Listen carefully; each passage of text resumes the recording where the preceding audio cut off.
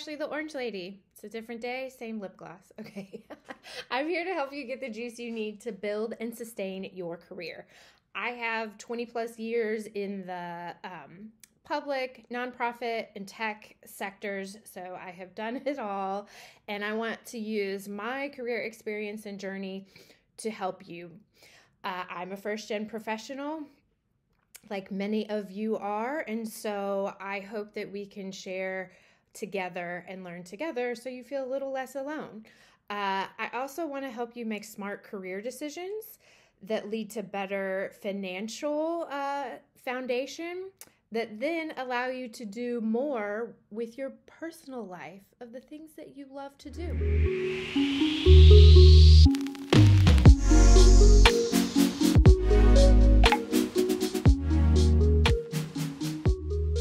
Okay. It is another week and another topic. This one is like, okay, if you can't see me, I'm like making my cringe face because this is on YouTube as well. But wherever you're listening, just know I made my cringe face because I'm going to share a little more about my career journey today. And here's the maybe most fun part. I did not make any notes. I was like, we're just going to see what comes out.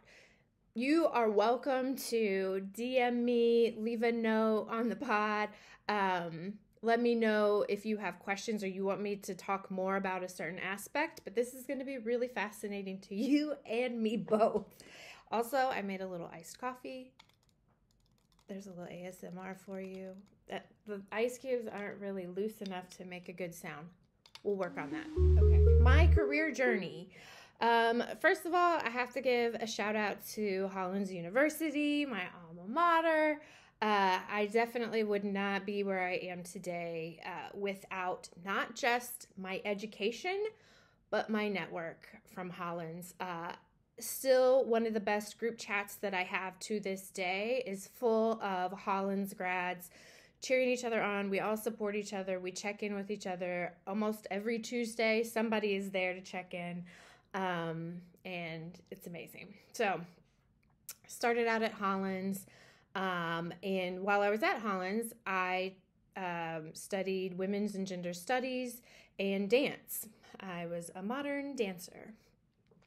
And I'm actually looking at an old photo. Hold on, I'm gonna get it. Okay, so this photo is like me in a full like unitard, like making a very, if you know dance, very Martha Graham look here. Yes. So I thought I was going to be a professional dancer. That is not how things worked out, ladies and gentlemen.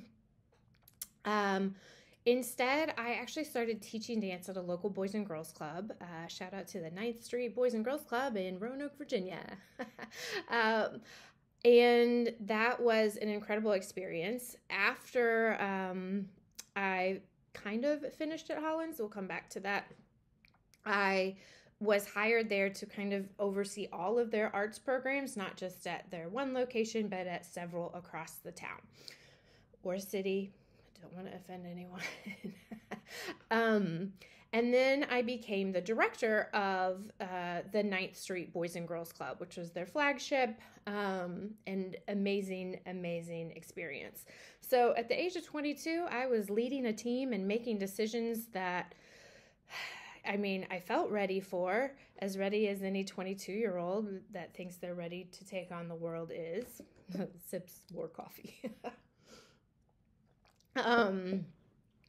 And I loved it. I had made a decision that I knew I wanted to do something education adjacent. Whew, that's a mouthful.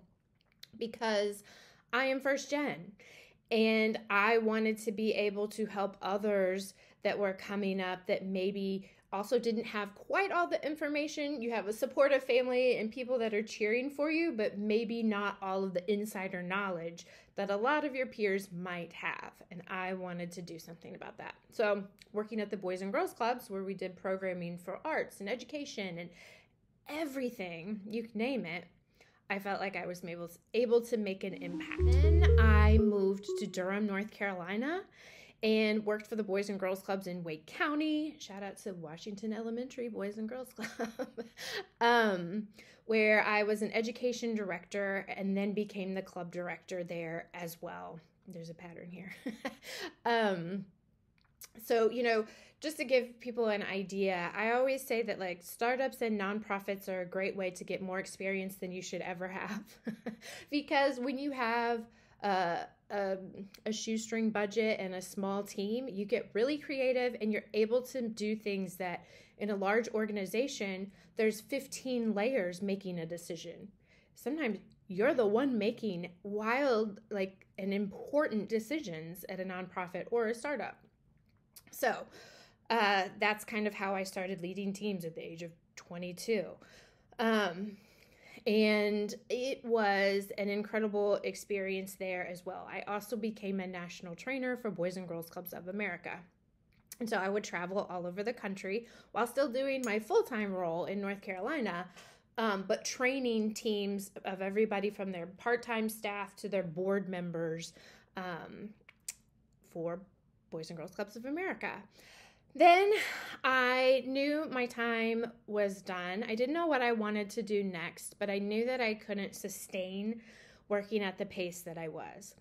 So here's a pro and a con of being able to do something that's so meaningful and that you're so directly emotionally tied to, is that you're also emotionally tied to it and can't turn it off as easily.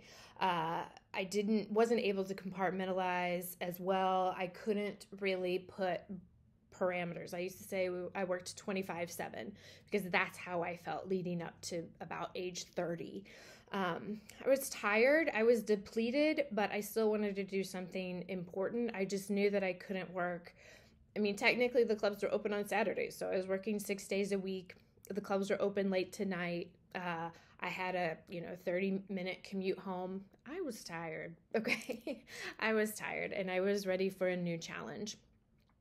So I interviewed at the Emily K Center in Durham, North Carolina. If you're a basketball fan, you might know that Coach K started the Emily Krzyzewski Center because he is also a first-gen grad. And with that, opened up the center in Durham. And if you're a basketball fan, he coached at Duke and was also the men's Olympic coach for many years. If not, don't worry about it. So I helped launch the high school and college programs. So college access and success is what we would call that. And worked there for many years. It was probably one of the highlights of my career, being able to do such incredible work, such meaningful work with students and families, but also have a little bit more of time to myself. I wasn't working late every night, only 1 or 2 nights a week, right? I didn't work every Saturday, only a few Saturdays. And I had the flexibility that if I did work longer, I could take off early on another day. Like, it just gave me a little more balance in my life. But again, very emotionally invested, very personal work, because again, I saw myself in a lot of these students and I wanted to make sure they had everything at their fingertips to be able to make the best decisions for them and their future. So, still kind of heavy, right? So there was a point when I actually went up there was a new role at the center, and I wanted it. And I was told that I was more of a direct services person, and this wasn't really a role for me. No names, but that was the moment that I was like, okay, I am going to figure out what's next, because it's not going to be here. I love this work, but I know I can do more, and I want to do more. I got to figure out what it is. I think I'm going to split this into 2 parts. Like, I'm looking at the timer. It's almost been 10 minutes. I promised the pod would be between 7 and 12 minutes, and there's no way I can wrap up the rest of my career in that amount of time. So, okay. Hollins. Started out at Boys and Girls Club, Boys and Girls Clubs of America, Emily K Center, College Access and Success, and we are going to keep you on suspense for figuring out what the next thing is that I decide to do. Let me have a little more ASMR with the coffee. Okay, so I guess this is part one of my career journey. What do you say? Come back next week. We'll do it again. Part two.